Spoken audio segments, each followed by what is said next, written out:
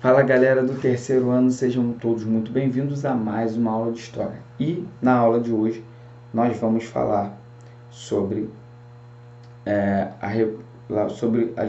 capítulo 19 e 20 da História 1 e História 2, onde nós vamos falar sobre a Primeira República, tá? Que é a República, a segunda parte, né? Que é a República do Café com Leite, e também nós vamos falar sobre a Revolução Industrial e a Primeira Guerra Mundial, tá?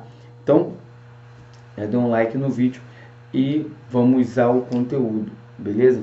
História 1, falando sobre a República do Café com Leite. É importante falarmos que a partir da proclamação da República do Brasil, a história da República, ela se divide em duas partes: República da Espada e República do Café com Leite.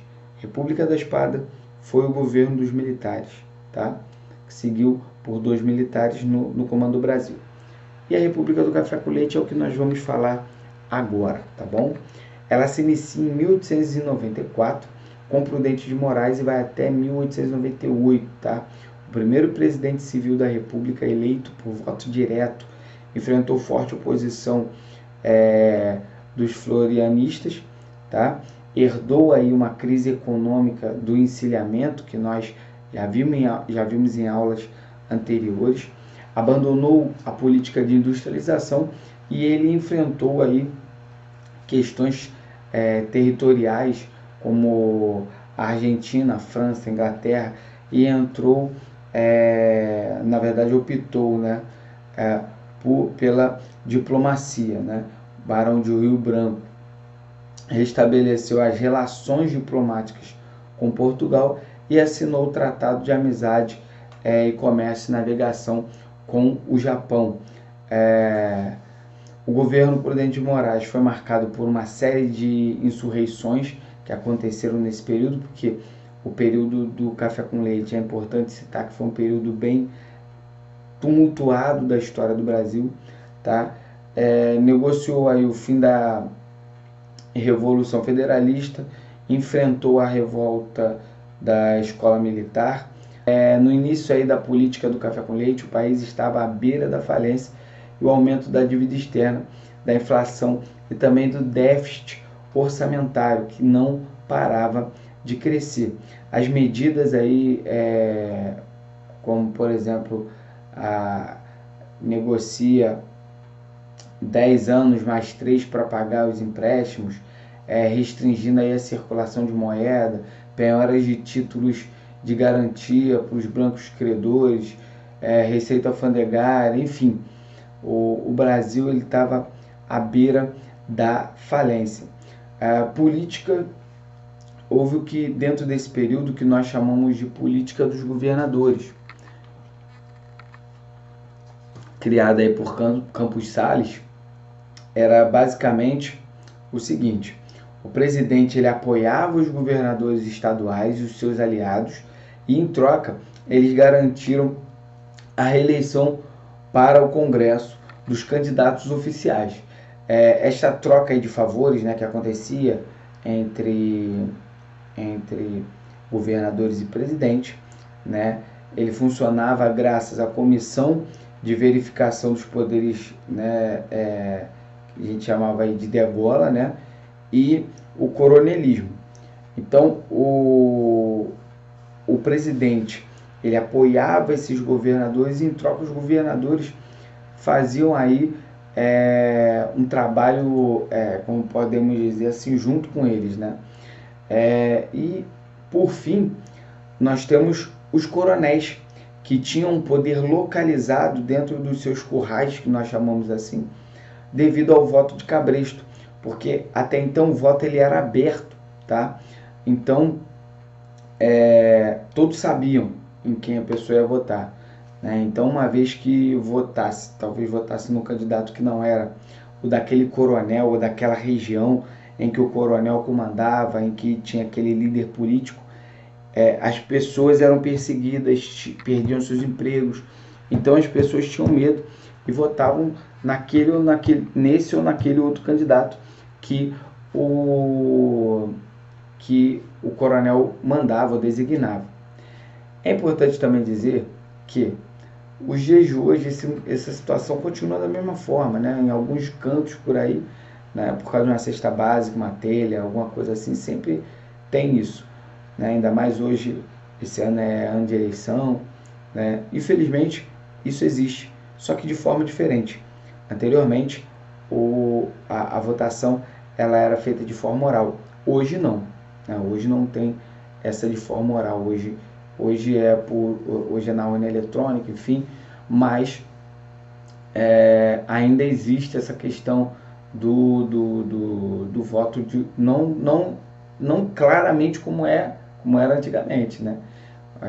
Mas felizmente ainda tem isso. A estrutura, tá, social do sistema político que existia naquela época era o seguinte: patriarcalismo e o coronelismo.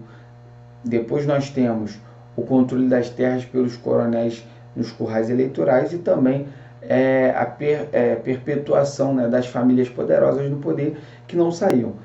Eram somente aquelas mesmas famílias, aqueles grupos políticos, tá, que tínhamos aí como líderes, né, os coronéis, os jagunços, né, os agregados e também, por fim, os trabalhadores rurais. Então, essa era a hierarquia social, né? Os trabalhadores rurais, os agregados, jagunços, né, que eram as pessoas que trabalhavam para os coronéis diretamente, e por fim nós temos os coronéis.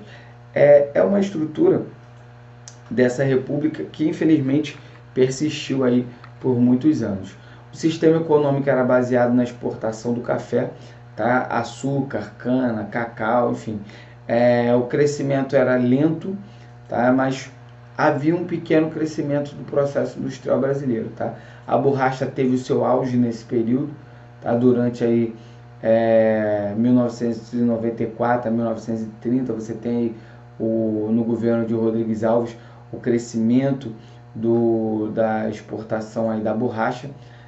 Também nós temos a política de valorização do café com o convênio de Taubaté, lá em 1906, que garantiu o preço mínimo do café para compra, também a compra dos excedentes, faz estoque do produto.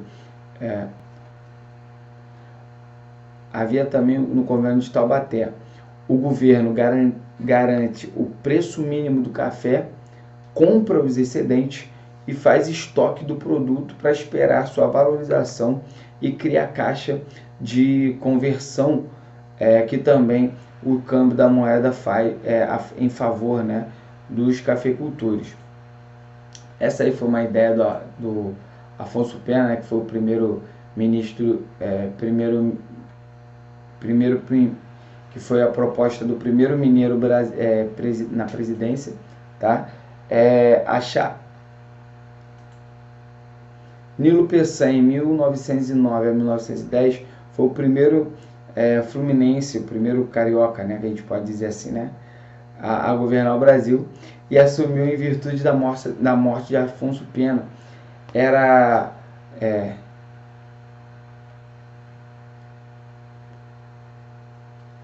Ele era acusado de ser mulato, né, e tinha ainda origens bem humildes, né? Ele assumiu com a morte de Afonso Pena, tá bom?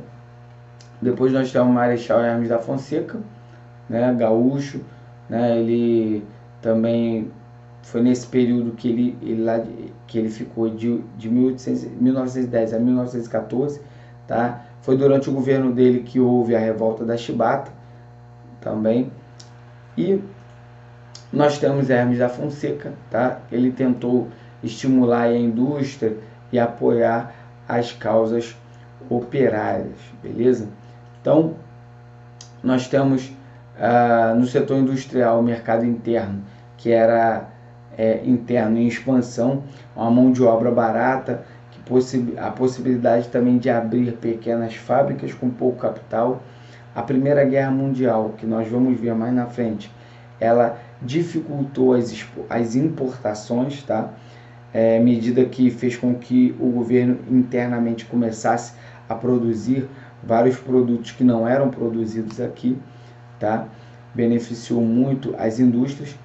E Lá em 1917 nós temos a greve geral, a força do movimento anarquista e a criação também em 1822 do PCdoB. Então, esse período, né, da República do Café com Leite, ele foi basicamente a alternância de poder entre Minas e São Paulo, né, que através de várias fraudes eleitorais, através do que nós já falamos, do curral eleitoral, do coronelismo, voto de cabresto, eles se mantinham no poder. Política dos governadores, eles se mantinham no poder.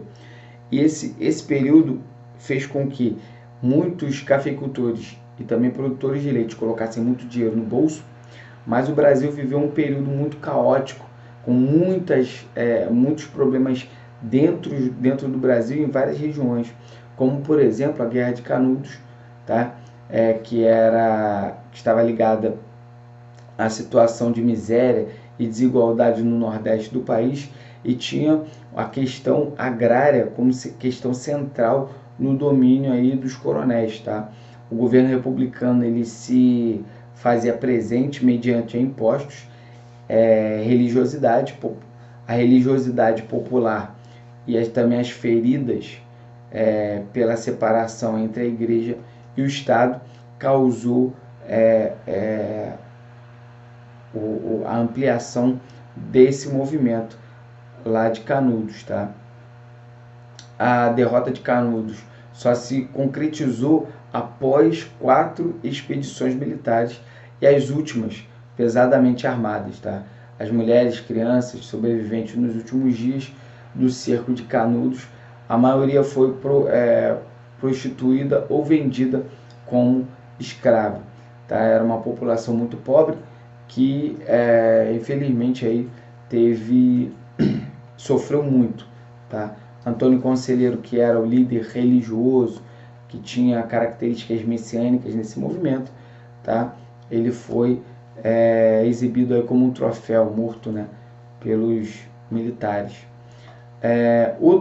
Nós tivemos vários movimentos sociais, beleza? Como eu já falei aqui, Revolta da Chibata também, outros movimentos, tem a Revolta da Vacina, que é importante nós falarmos também sobre a vacinação que foi forçada lá no Rio de Janeiro, né? Em todo o Brasil, na verdade, né? Oswaldo Cruz, ele recebeu a incumbência de promover uma reforma sanitária no Rio de Janeiro, que era a capital do Brasil naquele momento, né? Por causa da febre amarela, enfim. Aí houve a vacinação de forma obrigatória, mas não houve uma comunicação prévia para o povo, uma explicação, né? Falando sobre a importância da vacinação. E a vacinação ela era obrigatória, então houve uma revolta do povo, conhecida como a Revolta da Vacina, onde o povo causou uma arruaça no Rio de Janeiro, e todos aqueles que queriam de forma obrigatória, tendo que aí, né, iniciar o processo de vacinação. Nós temos também no Rio de Janeiro aí o início das favelas, da favelização da capital do Brasil, tá? Que foi durante esse período também, tá? Nasce aí um novo Rio de Janeiro, com grandes avenidas, né, no chamado Bota Abaixo, né? No Bota Abaixo nasce o novo Rio de Janeiro, com grandes construções, grandes avenidas, tá? Também a realocação de famílias e de pessoas dentro do Rio de Janeiro, tá? Eu falei com vocês também sobre a Revolta da Chibata, mas é importante nós lembrarmos que a Revolta da Chibata ela foi um movimento de fuzileiros, de marinheiros, né? E fuzileiros de maioria negra, que lutou contra os maus tratos dentro da Marinha, liderados aí por João Cândido, tá? Foi um movimento social muito expressivo naquele período, tá? Beleza? E esse foi o período da República Oligárquica, tá? Vamos dar um pulo agora na História 2 para falarmos sobre a Revolução Industrial. Beleza? Então, galera, vamos lá. Chegando na História 2, onde vamos falar sobre a Revolução Industrial, a Segunda Revolução Industrial, o imperialismo e também a Primeira Guerra, é importante nós falarmos que nós já falamos aqui sobre a primeira Revolução Industrial, onde na primeira Revolução Industrial nós temos aí como o combustível principal, nós temos aí o carvão, né? Já nessa Revolução Industrial, nessa segunda fase da Revolução Industrial, na primeira Revolução Industrial, o início foi na Inglaterra. Agora, a segunda Revolução Industrial, o início é no que a gente chama de hemisfério norte, né? Tem início lá, Estados Unidos, Europa que a gente pode colocar aqui Itália, Alemanha e Japão, tá? Então você tem uma descentralização do processo de industrialização, um processo que ele tende a estar na Europa, Estados Unidos e Japão, tá? E já a segunda Revolução Industrial, ela já acontece de uma forma um pouco diferente, onde nós temos aí a mudança na matriz energética. Matriz energética nesse sistema é a eletricidade, tá? E também o petróleo, tá? O petróleo e a eletricidade. Nós temos também uma mudança, primeiro nós falamos aí da mudança de onde iniciou, né? Estados Unidos, Europa e Japão, e também nós temos aí na matriz energética, que é o petróleo e a eletricidade. Um outro setor que é muito marcante para esse período é o setor automobilístico, né? Com o desenvolvimento do automóvel, com o motor de combustão interna, que também passa a fazer parte aí desse período, dessa revolução que está acontecendo. Nas comunicações nós temos o telégrafo, né? Nós temos aí o automóvel, né? Nós temos na comunicação o telégrafo, o avião, que também surge mais um pouco depois, mais para o final desse período aí, dessa revolução, mas ela surge também o avião, né? Nas construções nós temos aí o concreto armado, enfim, várias mudanças que estão acontecendo nesse processo aí da segunda Revolução Industrial, tá? Que trazem aí uma mudança drástica no modo de se comunicar, de se locomover e também nos modelos de matéria-prima, de mercado, de construção do capitalismo e de construção também da exploração da mão de obra e do trabalho. A relação de trabalho, ela muda muito, tá? Nós temos nessa segunda Revolução Industrial um crescimento muito grande na transmissão da informação também, que passa a ter uma característica totalmente diferente do que era anteriormente, tá? O capitalismo, a base do capitalismo financeiro é o lucro produzido aí pela indústria e a consequente valorização do seu patrimônio, sobretudo pela negociação das ações que podem mudar mudar de mão, né, rapidamente, de acordo com as tendências que se observam. Então nós temos um capitalismo financeiro, que é a união aí das grandes indústrias com o mercado financeiro, com os bancos, né? O capitalismo ele é levado a um novo patamar, né? O chamado capitalismo financeiro. Aí a criação dos grandes conglomerados industriais, que são os por exemplo, trusts, que desejam aí, né, desejam eliminar a concorrência. Temos o hold, que que controla as ações, é uma empresa que controla as ações de várias indústrias ou complexos industriais, e o cartel, que gostam de evitar a concorrência, os desgastes, né? Tentando estabelecer e também tabelar preços, a estabelecer preços, tabelar preços, enfim.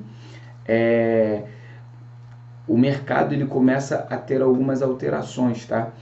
E nesse processo nós entramos com o imperialismo. Por quê? O imperialismo ele já é um novo passo no capitalismo, no que a gente chama aí do novo passo do processo capitalista. Por quê? O imperialismo é você tentar tirar proveito de uma condição de superioridade sua sobre as demais regiões, ou sobre uma região, tá? Por exemplo, lá do século XVI ao século XVIII, nós temos aí Portugal, Espanha, Inglaterra, tendo regiões onde eles dominavam, né? Já no século XIX, no século XX, nós temos vários outros países da Europa se sobrepondo, países industrializados se sobrepondo a países menos industrializados ou não industrializados, fazendo o que nós chamamos de novo imperialismo, em busca de matérias-primas, mão de obra barata e também áreas de influência. Então, o imperialismo ele é mostrado de diversas formas, tá? Durante esse novo colonialismo, neocolonialismo que a gente que se chama. A consolidação do imperialismo como uma prática no capitalismo, a divisão de áreas de influência, a busca por áreas de influência e novos mercados, isso levou à Primeira Guerra Mundial. Então, entrando no capítulo 20, a corrida imperialista, né, como por exemplo, a Inglaterra ela perdia a supremacia industrial para o rápido crescimento da Alemanha. A Alemanha estava crescendo muito, a França queria a revanche por ter perdido as ricas regiões da Alsácia-Lorena para a Alemanha na Guerra Franco-Prussiana. As disputas coloniais na África e na Ásia entre os países europeus que estavam em constante disputa entre eles por regiões de influência, né? O nacionalismo que estava em grande crescimento nesse período, como por exemplo com o pan-germanismo, né? O movimento político lá do século XIX que defendia a união dos povos germânicos da Europa Central, o pan-eslavismo também, que era um movimento político-social, né? Sociocultural, na verdade, que buscava aí a união de todos os povos eslavos. Então, esses foram os fatores, né, que fizeram com que a Primeira Guerra Mundial ela eclodisse. E aí, algumas alianças começaram a se formar, tá? Como, por exemplo, a Tríplice Entente, que era a Inglaterra, Rússia e França, e a Tríplice Aliança, que era a Alemanha, a Áustria-Hungria, né, o Império Austro-Húngaro e a Itália. Ambos, né, esses dois grupos políticos que começaram a surgir aí, tinham objetivos comuns, mas a Tríplice Entente estava realmente muito incomodada com o avanço e o crescimento da Alemanha, tá? E a Alemanha, ela começou esse processo de crescimento, né, industrial, e nós temos aí, com esse crescimento, né, o que a gente chama de corrida armamentista, ou paz armada, né, onde os países começaram a se armar, né, e ficou aquela disputa por territórios, né, uma disputa assim bem acirrada, mas somente no discurso, enquanto os países começaram a se armar para garantir um poder sobre os outros, tá? Comprando aí armamentos, fabricando novas armas, coisas que ainda não existiam para aquele momento, né? Tipos de armas bem diferentes, né? Lança-chamas, tipos de veículos também, né? Os tanques que foram inseridos na guerra também, né? Mas vários armamentos começaram a ser fabricados. Também os primeiros aviões, né? Mas com essas armas, né, até mesmo armas químicas começaram a ser testadas também durante esse período, houve o estopim da guerra, que foi o assassinato do arquiduque Francisco Ferdinando, que realmente deflagrou a guerra, dando aí o estopim da guerra por um radical que, enquanto o carro dele estava passando, né, ele estava assaltando o carro, houve realmente o assassinato do Francisco Ferdinando, e o seu assassino foi preso, né? E nós temos aí o início da Primeira Guerra Mundial, que foi a guerra entre a Tríplice Entente e a Tríplice Aliança. Houve a primeira fase da guerra, que foi o que a gente chama de a primeira fase, que foi a guerra de movimento, aonde os exércitos começaram a se posicionar, tá? E depois nós entramos na segunda fase, que foi a guerra das trincheiras, aonde os exércitos mantiveram suas posições, né? O objetivo era ganhar mais territórios e avançar sobre o inimigo, tá? A movimentação das tropas alemãs para invadir o território da França, tá? Porém as tropas teriam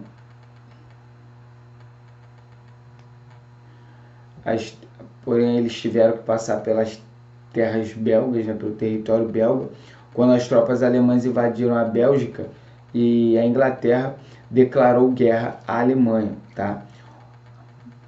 Então, na guerra de movimento, né, que foi o início da guerra, nós temos a movimentação das tropas alemãs para invadir o território francês.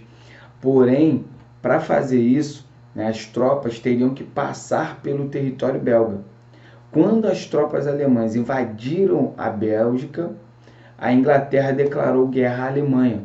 E aí a guerra de movimento que eu falei para vocês anteriormente, tá?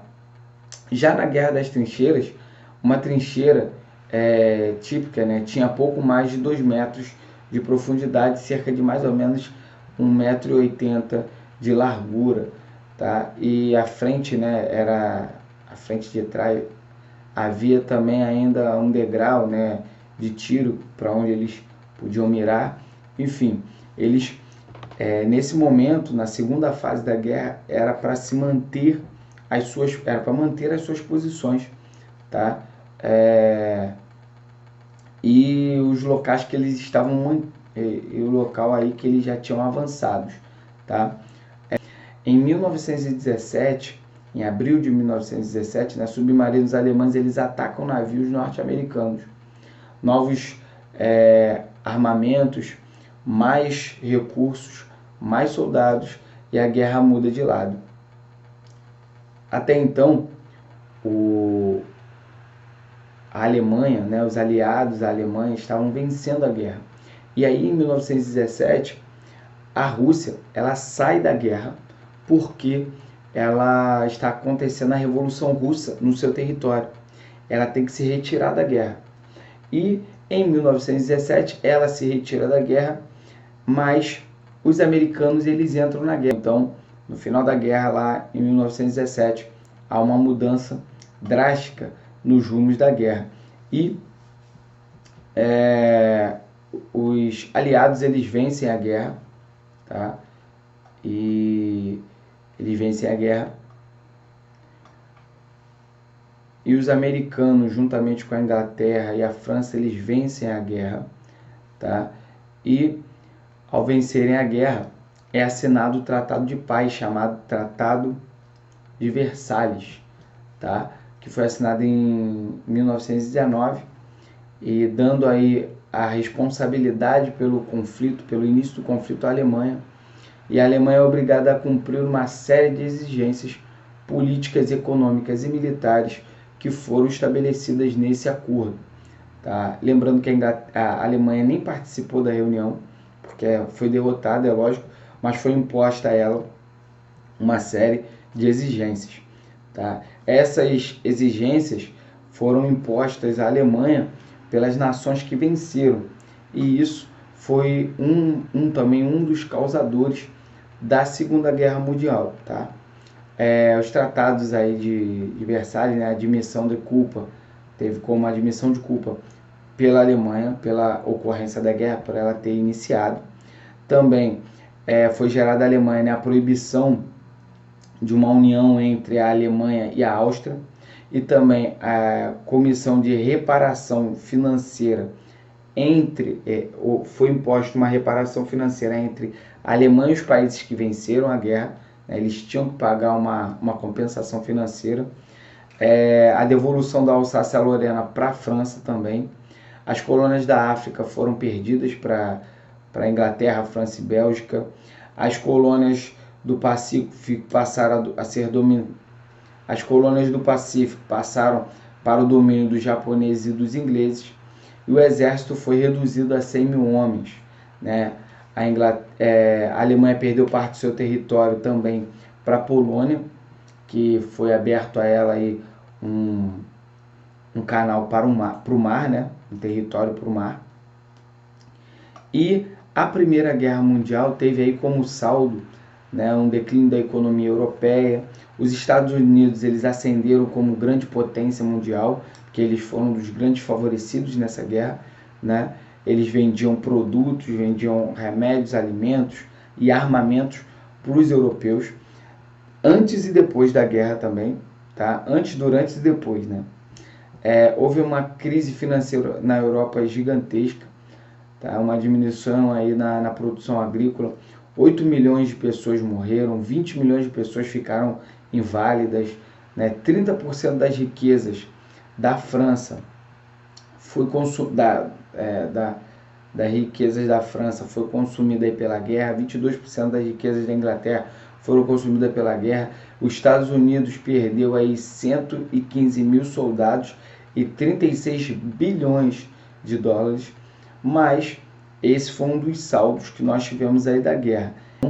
Então, é isso, né? Nós fechamos aí, falamos um pouco sobre cada módulo, cada capítulo. Se vocês tiverem alguma dúvida, deixem aí nos comentários que eu vou estar respondendo, beleza? Galera, fiquem com Deus, um grande abraço e valeu! Até a próxima aula.